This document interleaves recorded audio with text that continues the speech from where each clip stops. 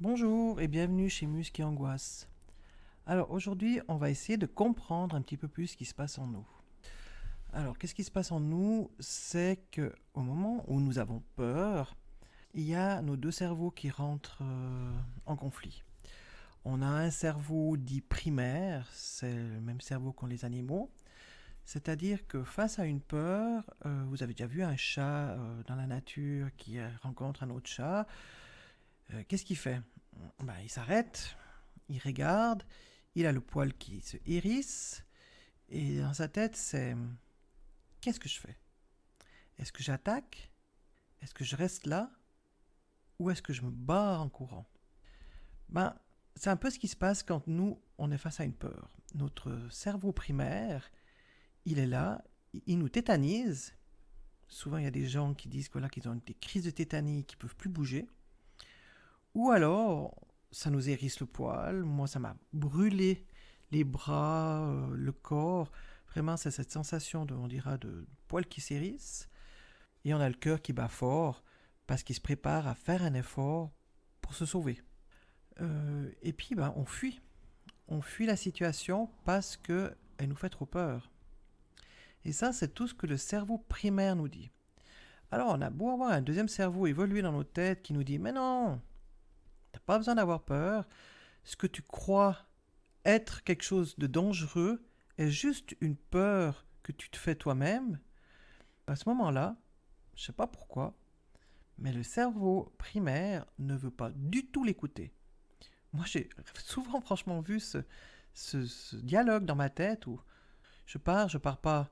Non, mais tu risques rien. Oui, mais je crève de trouille, alors je me casse. Et voilà. C'est ce qui fait qu'à un certain moment, on va partir dans la peur. C'est que ces deux cerveaux, ils n'arrivent pas du tout à cohabiter à ce moment-là. Ce qui est marrant, c'est que la crise de panique passée, voilà, ils sont de nouveau en paix. Ok, on peut comprendre les choses. Souvent même le cerveau primaire après coup dit ah mais oui c'est vrai, c'était pas si grave. Mais au moment de la crise de panique, c'est impossible. Vous n'arrivez pas à faire entendre raison au cerveau primaire. Il est bloqué, fini, j'ai peur. Ça c'est ce qui se passe au moment de nos peurs.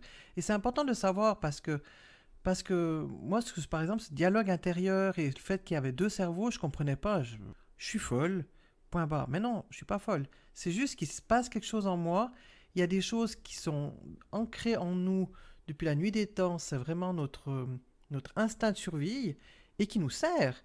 Parce que franchement, vous êtes dans une rue, vous avez une voiture qui vous fonce dessus.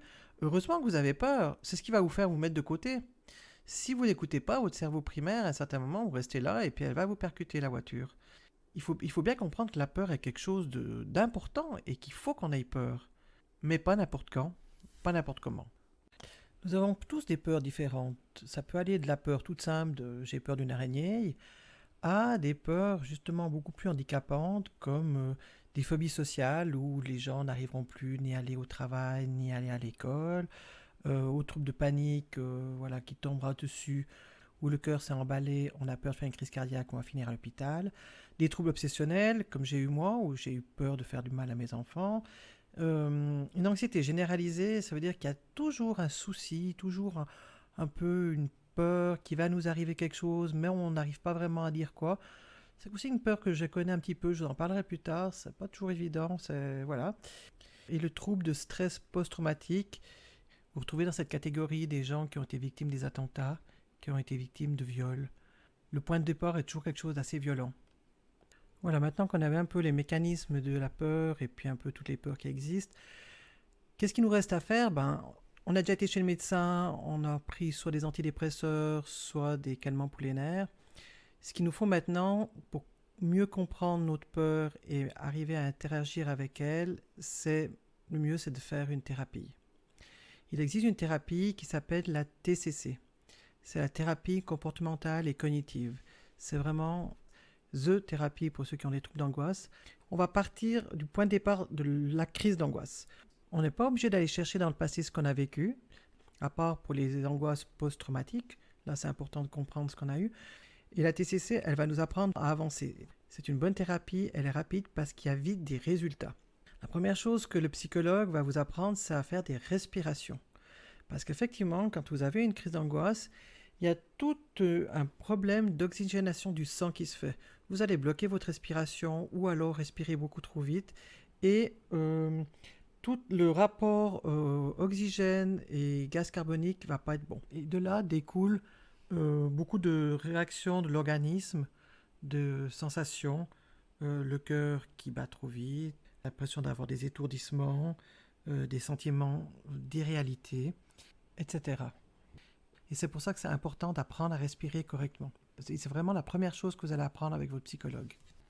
Je vous encourage vraiment à faire des exercices régulièrement pour la respiration parce que même moi, j'oublie, je ne fais pas comme il faut, j'ai des sensations qui reviennent et tout à coup je me dis ah oui, les respirations. Vous trouvez sur internet vraiment plein d'exercices différents aussi parce qu'il y a plusieurs respirations possibles. Mais vraiment, c'est le b.a.-ba pour sortir déjà des sensations de l'angoisse. Les respirations, c'est vraiment la chose importante et je vous encourage vraiment à les faire.